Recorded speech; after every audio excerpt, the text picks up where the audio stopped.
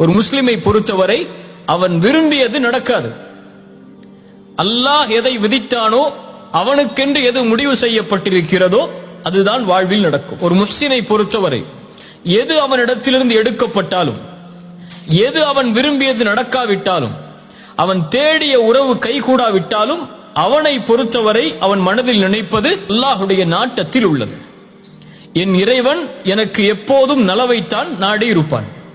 எனக்கு அநீதம் செய்பவன் இறைவன் அல்ல, எனக்கு நலவு செய்பவன் தான் என் இறைவன். என் தாய் எனக்கு கெடுதல் நினைக்க மாட்டாள், என் தந்தை எனக்கு கெடுதல் நினைக்க மாட்டாள், என்னை நேசிக்க கூடியவன் எனக்கு கெடுதல் நினைக்க மாட்டான். அதுபோல்தான் என்னை படைத்தவன் இவர்களை விடவெல்லாம் மேலானவன். அவன் ஒருபோதும் எனக்கு கெடுதல் நினைத்திருக்க மாட்டான்.